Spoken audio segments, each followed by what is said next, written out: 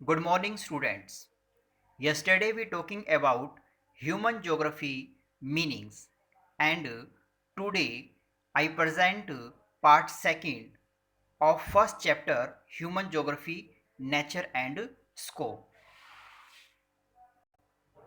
We learn some very important definition of human geography.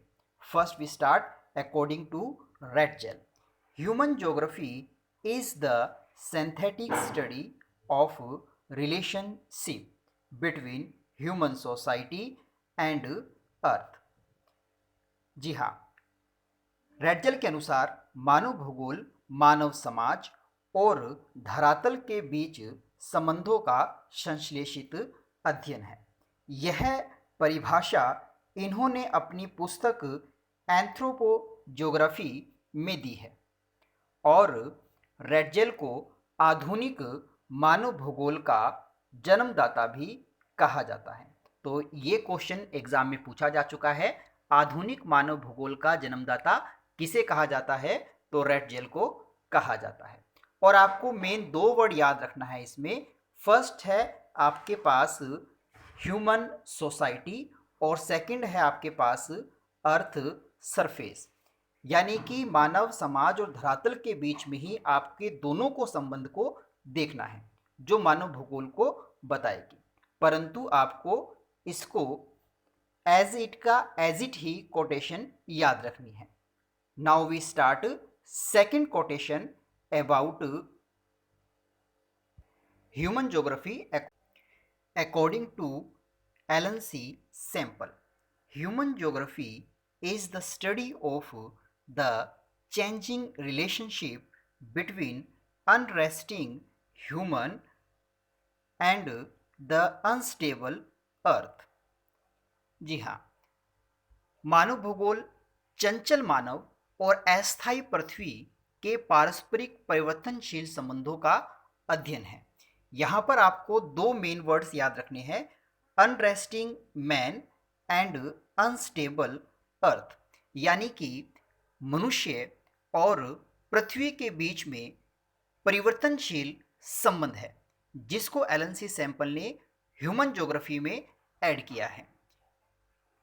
Now human geography is the study of the changing relationship between the unresting man and the unstable.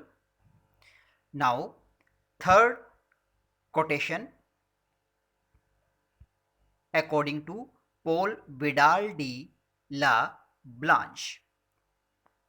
Conception resulting from a more synthetic knowledge of the physical laws governing our earth and the relationship between living beings which inhabit it, अर्थात मानव भूगोल पृथ्वी और मानव के पारस्परिक संबंधों का एक नया विचार देता है, जिसमें पृथ्वी को नियंत्रित करने वाले भौतिक नियम physical law governing our earth तथा पृथ्वी पर निवास करने वाले जीवों के पारस्परिक संबंधों का अधिक संश्लेषित ज्ञान शामिल किया गया है, यानी कि पृथ्वी को नियंत्रित करने वाले जो भौतिक नियम हैं और पृथ्वी पर निवास करने वाले जीवों के बीच में जो पारस्परिक संबंध है उन्हीं का ज्ञान प्राप्त करना मानव भूगोल कहलाता है। यह परिभाषा पाउल विडाल डी ला ब्लांच ने दी है और पॉल विडाल डी ला ब्लांच को संभववाद की नींव रखने वाला व्यक्ति भी कहा जाता है। तो एक और सिंपल सा प्रश्न बनता है, संभववाद की नींव किसके द्वारा रखी गई? तो नाम आपके पास पॉल विडाल डी ला ब्लांच का आएगा। तो आपको तीनों ही परिभाषाओं में एक चीज कॉमन याद रखनी है, जिसमें मानव भूगोल और प्रकृति के बीच में मानव का संबंध बताया गया। नेचर ऑफ ह्यूमन ज्योग्राफी, अगली जो हमारी हेडिंग है नेचर ऑफ ह्यूमन ज्योग्राफी, यानी कि मानव भूगोल की प्रकृति। मानव भूगोल की प्रकृति कैसी है? मानव भूगोल उसी प्रकार भूगोल का केंद्र बिंदु है जिसमें कहाँ व क्यों जैसे हम महत्वपूर्ण प्रश्नों का उत्तर प्राप्त करते हैं। प्रकृति में मानवीय क्रियाकलाप केंद्रीय बिंदु होता है।